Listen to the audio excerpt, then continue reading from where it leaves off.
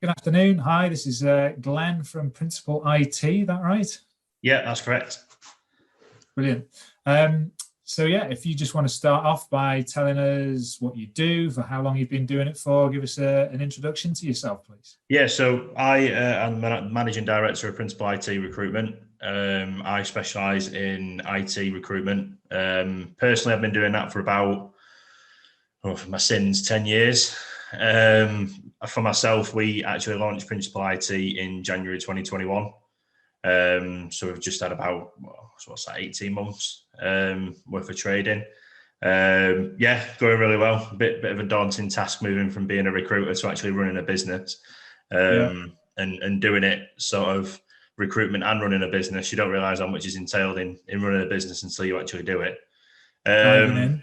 yeah, straight in at the deep end, straight after COVID as well, which was Yeah, yeah, there's never a good time to start a business, I don't think. So I think if I'd roll off even longer, then I wouldn't have done it. So yeah, we've had 18 months worth of trading now. And it's going from strength to strength at the minute. I think we've grown from just me to four of us now. And we're looking at another four or five this year. So so with you starting sort of at the tail end of pandemic and things like that, or kind of was it in the middle really? If you're 2021, was there an impact of that it had on your business? um not massively. I mean, the pandemic was probably the catalyst for giving me the kick to go and do it, to be honest. I was working for another recruitment business where I was a director, all the way through COVID. I was never sort of furloughed or anything like that. And I probably had my best individual performing year I've ever had as a recruiter during COVID in IT. Just things, it stopped for about, I'd probably say a month while everyone was going, oh my God, the world's going to sort of come to an end. But then when people started realizing that, no, we actually still need talent and we still need people for businesses and stuff, then it went nuts. And I think I had the best sort of 3 to 6 months I've ever had trading, which sort of gave me the catalyst to say, look, you're doing this from home, you're making other people money. Yeah, Yeah, you're getting paid a bonus, but you're not getting sort of having the massive sort of financial rewards you could be having. What you're doing. And then I went out and sought investment from a bigger recruiter, and here we are today, 18 months later, um, with four of us. so have you had any sort of specific actions because of COVID, or has it just been sort of as you were doing before? Is there anything that it's had specific kind of detail on what you've been doing in an influence?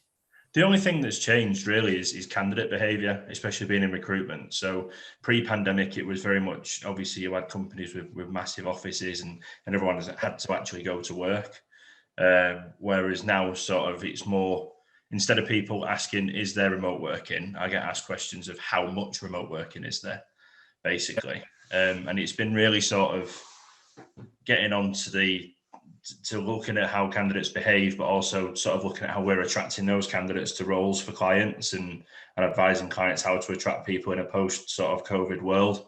I think with IT, I mean, especially in development, they're not massively social people anyway.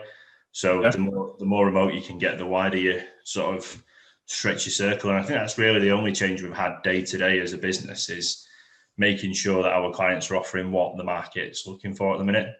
I think that's basically been the only thing that we've had to sort of change is that. But then I think one thing I've done since I started my business is really utilize technology, and try and stay one step ahead. So we've got stuff like artificial intelligence technology that does a lot of our resourcing for us. We've got sort of the top end LinkedIn recruiter you can get, so we can do proper in-depth headhunting and projects and stuff to make everyone's life easier. And we've probably got the money that we invest in that we would efficient. invest in having an office. Do you know what I mean? So Yeah, it's yeah, one of them makes where sense. it's sort of putting the money in the right areas to make sure that we can grow, and not just sort of have a lavish office somewhere that we all sit in and costs us X amount of thousands a month, if that makes sense. Yeah, yeah, having a cost on your business as opposed to having an asset that's Yeah. growing your business. Yeah. Makes sense. Cool. So, just sort of moving away from the pandemic things for you, what does the future look like? in terms of the business? What do you see as the main challenges going forward? Um, I mean, for us, it's just going to be about expansion, really. So we've done really well in Hull, to be honest with you. So sort of 80% of our clients are in Hull at the moment. I think being sort of one of the only specialist IT recruiters in the region has helped. But obviously, we can't just rely on being in one area for forever, to be honest. So I think for the short term, we need to keep things going in Hull. So we've partnered with people like C4DI and stuff like that. So we're their main recruitment partner and we have all the clients in there. But sort of middle term to long term, we need to start looking at bigger hubs like Manchester, Leeds, London. And then there's going to be scope for us to go and leverage off some relationships to work with clients in New York and San Francisco. But that's going to be a complete game changer because that's all the wonderful international expansion. yeah, it's a lot of red tape for that as well nowadays, unfortunately. But yeah, that's going to be the plan. I mean, the challenges for us is always going to be being able to find the best talent for our clients because, I mean, as a recruitment consultant, you can have thousands of jobs that you're working on at any one time, but if you've got no candidates for those jobs, you're not getting paid.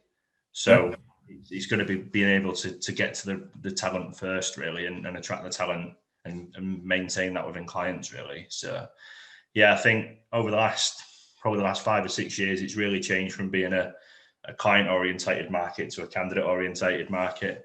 And there's more jobs than there is people at the moment. So that's going to be our main challenge over the next couple of years, I think, because I can't see that changing. I have heard that recently. Seems to be the way because of obviously circumstances in the marketplace. Yeah. So moving on from that sort of challenge, Marvin, personally, if we were to go back in time and ask an 18-year-old Glenn, or what advice would you give to an 18-year-old Glenn if you could go back in time?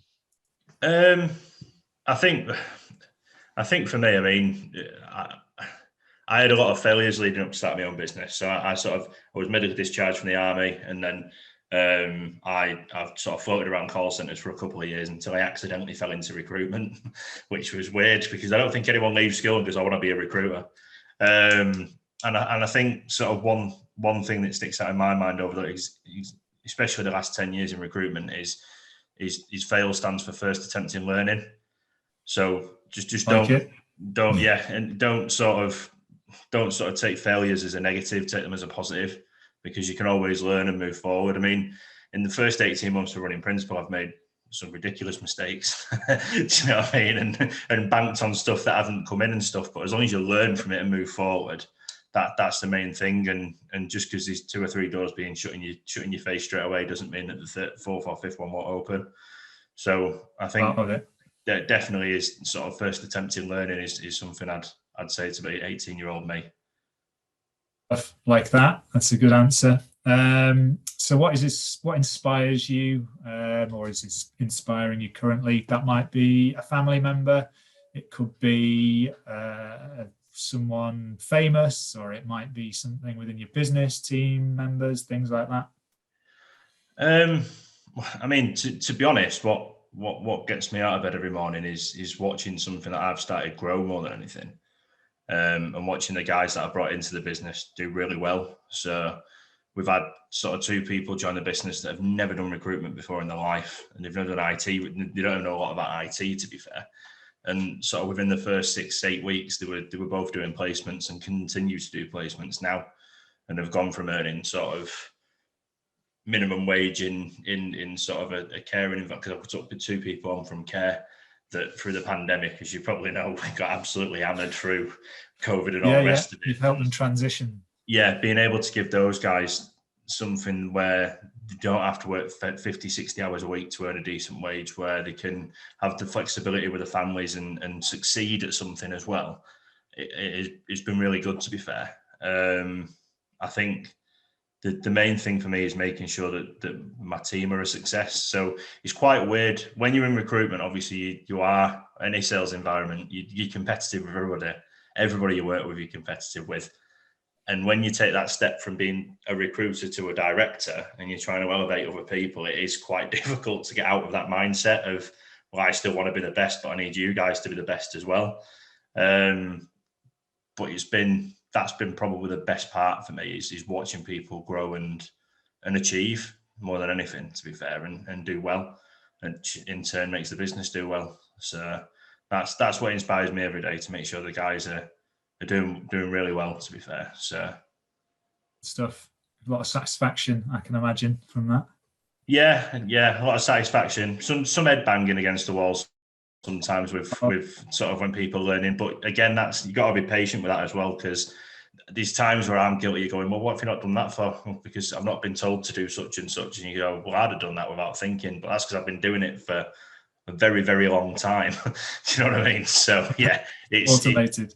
Well, it is a lot of it.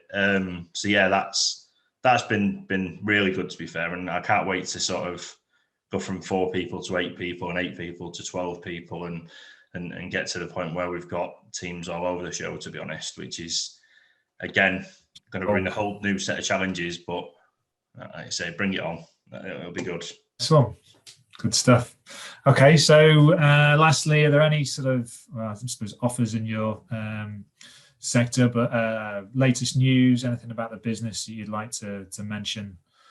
Not really, to be honest. I mean, the only thing I'd say is when it comes to sort of specialist recruitment, go to a specialist recruiter. There's a lot of times where I see sort of generalist recruiters trying to recruit for IT stuff and engineering stuff, and you don't get it. Whereas if you are recruiting for a specialist role, then make sure you go to a specialist IT recruiter or a specialist engineering recruiter or whatever that might be, because you'll get a much better service and more probably a more honest offering than, we'll go and find you people. So with us, obviously we are who we are at Principal IT. We specialise in anything to do with IT. So any IT roles or anyone struggling with any IT roles that need some advice, then can get in touch with me. Perfect sense. Excellent. Thanks, Glenn. Principal IT. All the best.